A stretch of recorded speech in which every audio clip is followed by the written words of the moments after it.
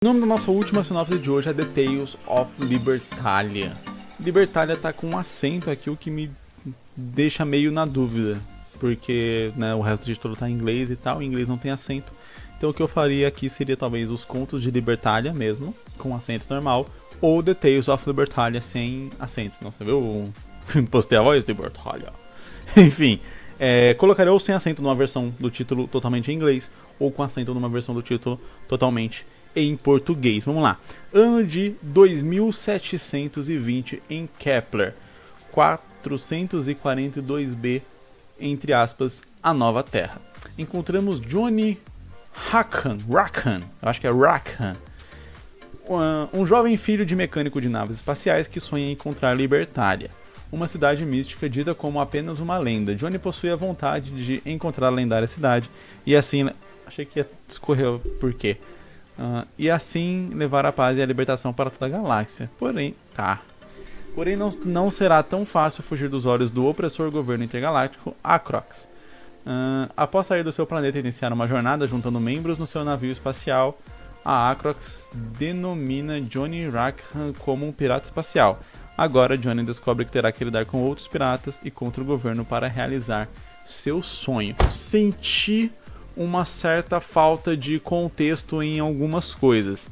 A primeira coisa foi por que a cidade de Libertalia iria... Tá certo, né? Fora o nome que ela tem, Libertalia, e ela vai gerar paz e libertação, por que de fato ela geraria isso? Tipo assim, qual que é a relação, qual é a lenda que envolve ela, etc, pra que o Johnny valia? Eu senti que faltou uma certa contextualização do que é a Libertalia, ou pelo menos do que seria, do que ela representa, de qual é a lenda ou mito que envolve, para que a gente possa entender melhor o lance do Johnny. Porque olhando assim parece tipo, eu quero chegar na cidade lendária.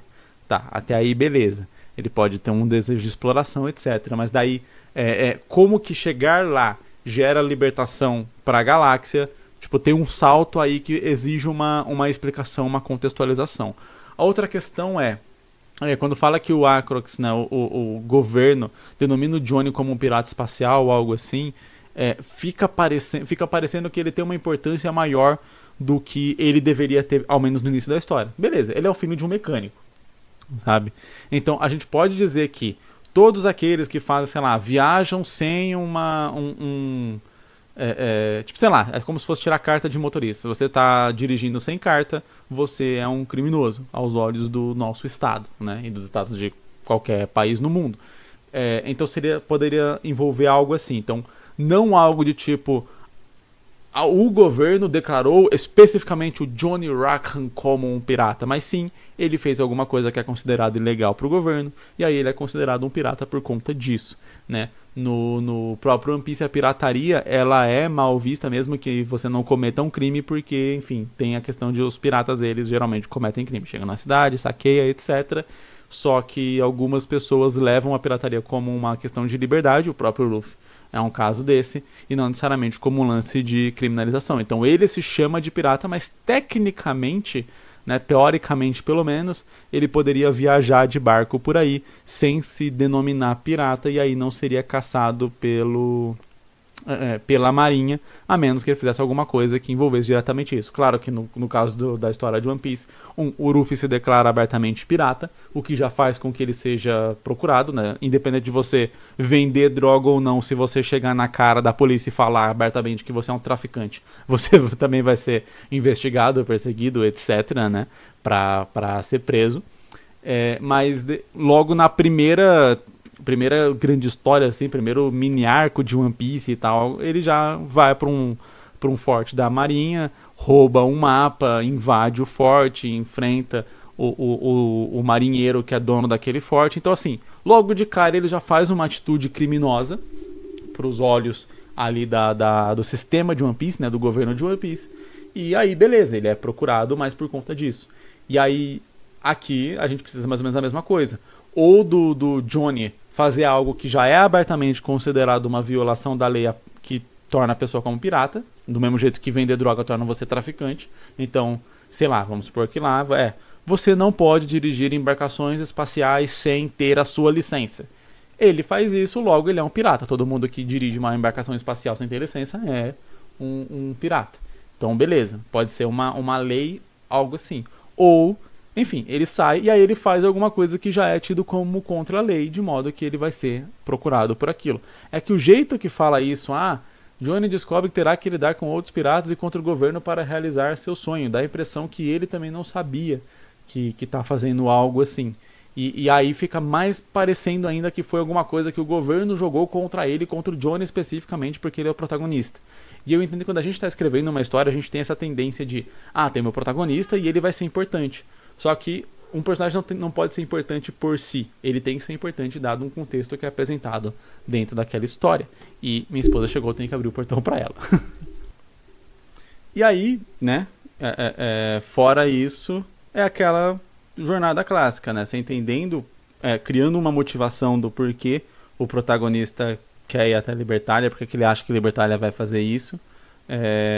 Criar todo o contexto mundial e tal, né? De como que esse mundo funciona e tal, até pelas regras e tal, do porquê ele vai ser considerado um pirata e tal, o que os outros piratas querem, por que ele vai ter que enfrentar os outros piratas diretamente. Os piratas também são meio caçadores de recompensa, estão indo atrás dele por causa disso, eles também estão indo atrás de Libertália, por qualquer motivo que seja. Enfim, criar esse contexto geral para introduzir o personagem dentro daquele mundo. Eu tava falando sobre como a gente considera o personagem principal como importante, porque a gente escolheu ele como principal, logo ele vai ser importante, mas que dentro do contexto da história ele precisa merecer essa importância, né? Então, se você já começa com um personagem que ele é importante porque sim, porque o contexto do mundo já decidiu que ele é importante, é um pouco mais difícil do leitor ter empatia e se sensibilizar com aquele personagem. É a mesma coisa, né?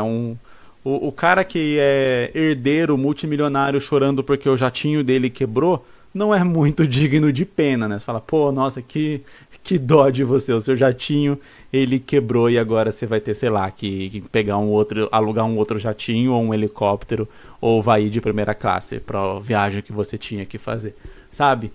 Então, quando a gente coloca o personagem assim, não é que você não possa fazer, é que a partir do momento que você coloca um personagem, sei lá, vai ser a história de um príncipe, a história de um herdeiro, a história de um rei, a história de um semideus, a história de qualquer personagem que ele já tem um grau de importância concedido para ele de graça pelo roteiro, você tem que colocar dificuldades na vida desse personagem que vão trazer ele mais para a normalidade de quem tá vendo, porque geralmente a jornada de um personagem se tornar herói e ser admirável é uma jornada de ascensão, então ele começa de baixo e ele vai até em cima. Se esse personagem já começou em cima, ele se manter reto não é uma história interessante, então ele tem que ir mais acima de onde ele tá, ou a gente vai acompanhar uma jornada de descensão, onde o personagem já começou top, e aí ele vai cair, vai virar um vilão, vai virar, sei lá, vai acontecer alguma coisa ruim na vida dele, né?